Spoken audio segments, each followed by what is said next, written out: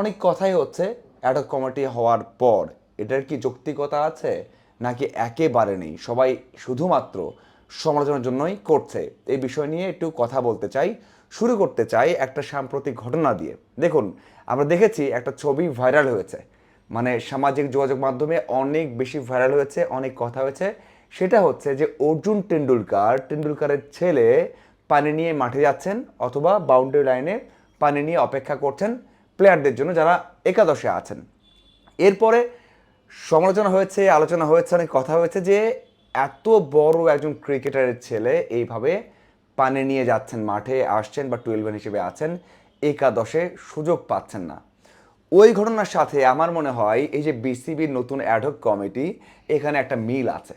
দেখুন, আপনি যখন একটা বড় কোনো তারকার ছেলে, একটা রাজনীতিবিদের ছেলে, তখন আপনি মানে না চাইলেও একটা সুবিধা পেয়ে যাবেন।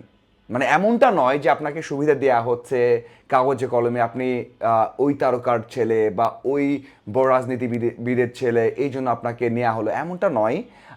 তারপরেও একটা রাস্তা সহজ হয়ে যায় বা কথা বলার সুযোগ তৈরি হয় সমালোচকদের, সেটাই কিন্তু হয়েছে।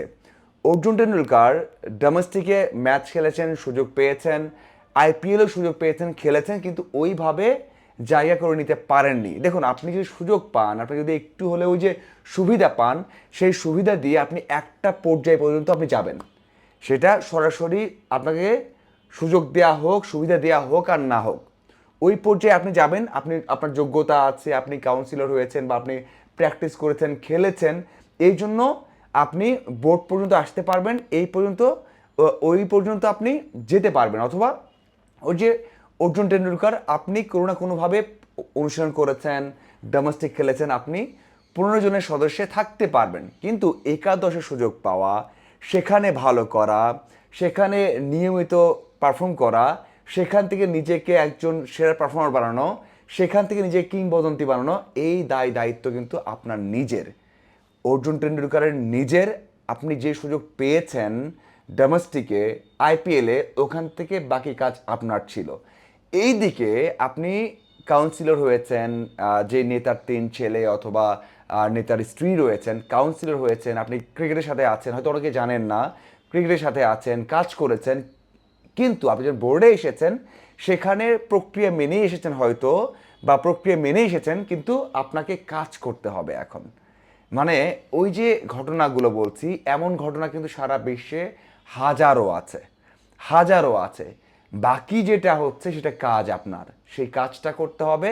বাংলাদেশের প্রেক্ষাপটে এখনই আলোচনা শুরু হয়ে গেছে যে 11 জনের কমিটি, সেখানে 33% হচ্ছে এমন রাজনৈতিক পরিবার থেকে এসেছেন, সেটা বলা হচ্ছে, এবং পুরো কমিটি নিয়ে একটা আলোচনা শুরু হয়ে গেছে। দেখুন, সমালোচনা করা অথবা কে কী কাজ করেছেন সেটা তো এত দ্রুত বলা যাবে না, কিন্তু ওই আলোচনা শুরু হয়ে গেছে। এটা একেবারে অযৌক্তিক তেমনটা নয়, যৌক্তিক। ওই যৌক্তিকতাকে আপনার প্রমাণ করতে হবে কাজ দিয়ে। যদি কাজ ভালো করা যায়, যদি আগের বোর্ড যে ভুলগুলো করেছে সেখান থেকে শিক্ষা নেওয়া যায়, সেই ভুলগুলো না করা যায়, তাহলে অবশ্যই এই আলোচনাটা কমবে এবং তখনই আসবে প্রশংসা যে আপনি কাজ করেছেন। আপনার যদি সেই ক্ষমতা থাকে, আপনি যদি সেই সুবিধা পান, সেই সুবিধা ভালো কাজে লাগিয়ে, কাজ করে, ক্রিকেটের স্বার্থে লাগিয়ে, তাহলেই কিন্তু আর সমালোচনা থাকবে না। দেখুন, একটা কমিটি হওয়ার মানে এই নয় যে শুধুমাত্র তার বিপক্ষ দলই কথা বলবে। এখানে পক্ষের অনেকেই থাকবেন, যেটা তারাও অপেক্ষায় থাকবেন যে আসলে কেমন কাজ করে। দেখুন, হয়তো বা অনেক ক্লাব আছে চেয়েছেন আগের বোর্ডটা না থাক, কারণ তারা ক্লাবের সাথে সেই সম্পর্ক রাখতে পারেনি, যোগাযোগ রাখতে পারেনি, তাদেরকে সেই রেসপেক্ট দেওয়া হয়নি। আবার অনেকে চায়নি এই বোর্ডের সাথে কাজ করতে যখন নির্বাচনটা সেভাবে হয়েছিল, সেই বিষয়গুলো আছে।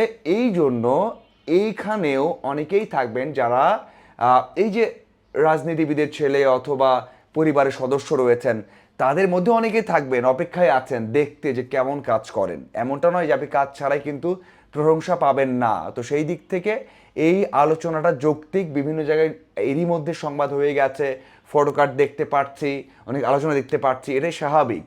এই স্বাভাবিক যে আলোচনাটা আছে, এই আলোচনাটাকে, সমালোচনাটাকে নিতে হবে এবং কাজ করতে হবে। কাজ না করলে কিন্তু কোনোভাবেই কেউ আপনাকে মূল্য দেবে না, সেটা আপনি যেই হন না কেন, যেখান থেকে আসেন না কেন, যেভাবেই আসেন না কেন, অর্জুন টেন্ডুলকার যেভাবে সাইডলাইনে আছেন, দল থেকে বাদ পড়েছেন, সেটা স্বাভাবিক। কাজ না করলে, ভালো কিছু না করলে, অতীতের শিক্ষা না নিলে। এই যে অতীতের কয়টা মাস গেছে, ফারুক আহমেদ ছিলেন বোর্ডে, তিনি একেবারে অর্ধেক বোর্ড নিয়ে কাজ করেছেন, সেখানে এক্সপিরিয়েন্স অনেকে ছিলেন। আমিরুল ইসলাম বুলবুল ছিলেন, তিনিও ফুল বোর্ড নিয়ে কাজ করেছেন, তারপরেও সমালোচনা হয়েছে।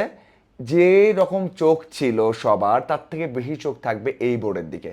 তামিম ইকবাল, সাথে 4টা রাজনৈতিক ফ্যামিলির সম্পৃক্ততার সাথে যারা রয়েছেন, সাবেক ক্রিকেটার, সাবেক অধিনায়ক, অথবা আগে যারা ছিলেন বোর্ডে, তারা আছেন। তো সেই দিক থেকে অবশ্যই চোখ থাকবে।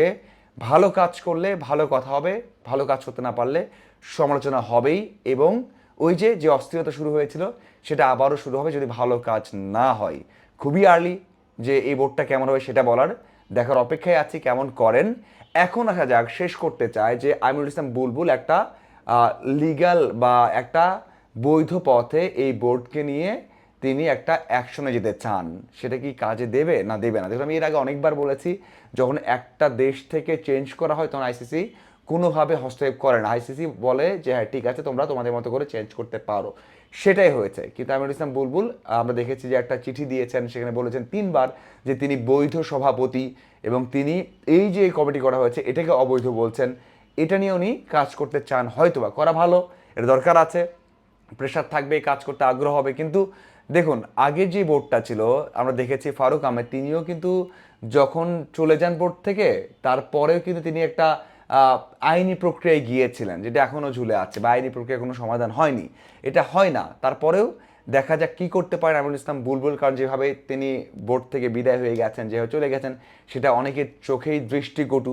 হয়তো আর ভালোভাবে হতে পারতো, অনেকে বলেন, বা এটাও হতে পারতো যে আমিরুল ইসলাম বুলবুল যখন দেখেছেন যে এত কিছু হচ্ছে, তখন তিনি নিজেই হয়তো বা সরে যেতে পারতেন, কথা বলতে পারেন, অনেক কিছু আছে এর মধ্যে। এখন আমিরুল ইসলাম বুলবুল কী করেন, সামনে কি হয়, সেটাই দেখার অপেক্ষা। আপনার কি মনে হয় অবশ্যই জানাবেন। ধন্যবাদ সবাইকে।